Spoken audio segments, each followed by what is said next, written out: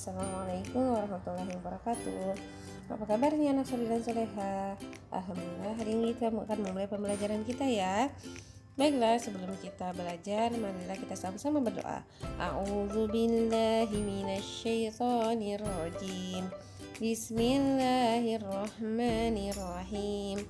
Rabbi zidni ilman warzuqni fahma. Ya Allah, tambahkanlah ilmuku dan berilah aku pemahaman yang baik. Amin. Baiklah, kita mulai pembelajaran kita. Tema 5 wirausaha, subtema 1 pembelajaran 1. Ya, anak soleh dan soleha untuk muatan bahasa Indonesia dan IPA. Tujuan pembelajaran: 1. Menyebutkan pengertian magnet. 2. Menjelaskan dan membedakan macam-macam magnet. 3. Mengidentifikasi berbagai jenis teks formulir, ekskul, lomba, dan lain-lain. 4. Menyajikan hasil pengamatan tentang berbagai jenis teks formulir, ekskul, lomba, dan lain-lain.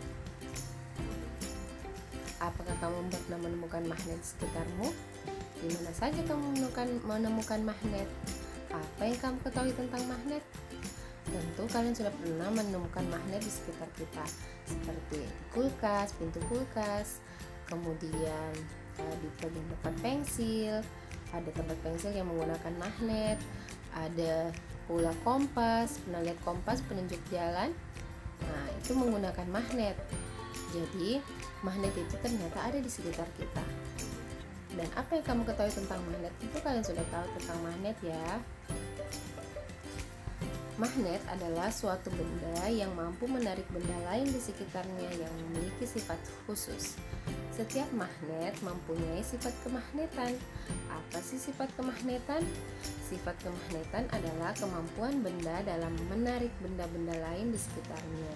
Jadi magnet adalah mampu menarik benda lain yang memiliki sifat khusus, yaitu benda-benda yang mengandung besi atau baja. Ya, seperti itu, sehingga dia dapat menarik. Jadi magnet itu menarik benda-benda khusus yang memiliki sifat khusus. Sifat-sifat magnet. Magnet hanya menarik benda tertentu yang ada di sekitarnya. Tidak semua jenis benda bisa ditarik oleh magnet meski berada dalam jangkauannya.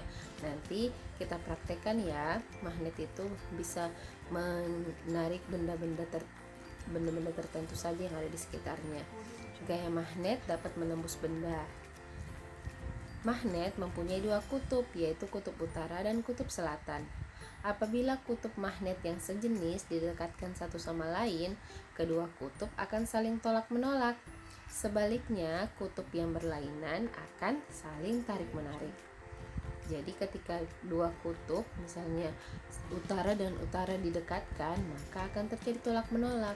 Berbeda jika kutub utara dan kutub selatan dari dua magnet yang berbeda didekatkan, maka akan saling tarik-menarik.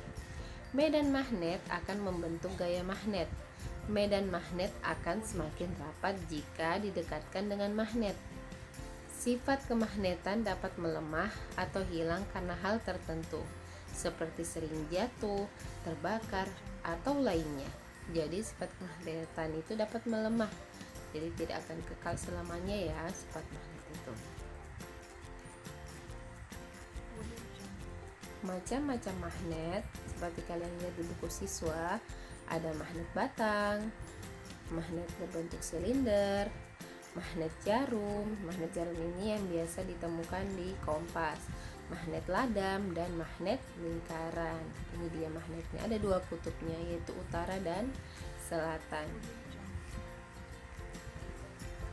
Kutub yang sejenis, ini dia ya, tadi yang saya bilang, kutub yang sejenis akan tarik-menarik utara dan selatan. Kutub yang tidak sejenis ya, di sini utara dan selatan.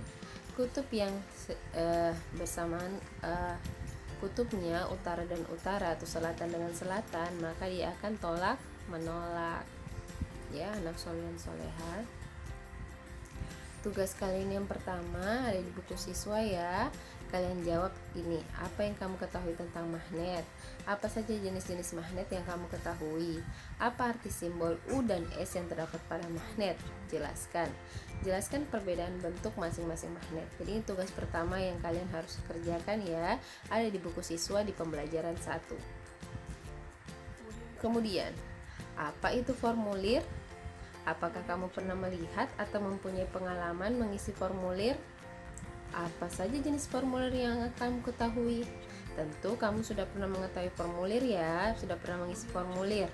Formulir pendaftaran ekskul, formulir pendaftaran masuk sekolah baru, formulir mengikuti bimbel, formulir untuk mengikuti lomba. Seperti itu ya. Kalau kita porseni kan ada isi formulir dulu ya. Jadi formulir adalah kertas yang berisi pertanyaan resmi dan harus diisi. Itu pengertian dari formulir.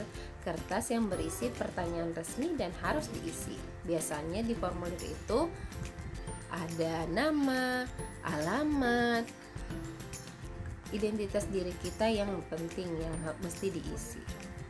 Perhatikan, ada 2 jenis formulir. Formulir A, formulir pendaftaran lomba cerdas cermat ASEAN. Ya, identitas dirinya banyak yang diminta.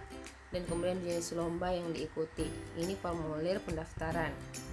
Kemudian yang kedua, ada di buku siswa ya, silahkan dilihat di buku siswa. Formulir pendaftaran kegiatan ekstrakurikuler. Ini identitas dirinya, nama, umur, kelas, induk siswa. Jadi kita lihat ada formulir A dan formulir B. Formulir A pendaftaran juga ya, tapi lomba cerdas cermat ASEAN. Formulir B, formulir pendaftaran kegiatan ekstrakurikuler. Ya, kita lihat dari identitas dirinya, tentu ada yang berbeda ya, identitas diri yang formulir A dan identitas diri yang formulir B. Jadi, tugas kedua kalian jawab yang ada di buku siswa ini ya, melihat perbedaan antara formulir A dan formulir B. Kemudian, apa tujuan dari formulir A dibuat? Tujuannya ya, apa tujuan dari formulir B?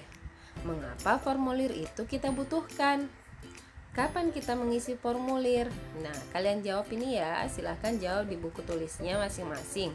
Anak Soleh dan Soleha. Jadi tugas kita kali ini ada 2 ya, silahkan dikerjakan di buku siswa. Silahkan dikerjakan, bisa lihat soalnya di buku siswa tema 5 pembelajaran 1 untuk muatan bahasa Indonesia dan IPA. Untuk IPS nanti di pembelajaran 2. Ya, anak Soleh dan Soleha. Baiklah. Demikianlah pembelajaran kita kali ini. Semoga kalian mengerti dengan penjelasan ustazah. Jika ada yang tidak mengerti silahkan ditanyakan.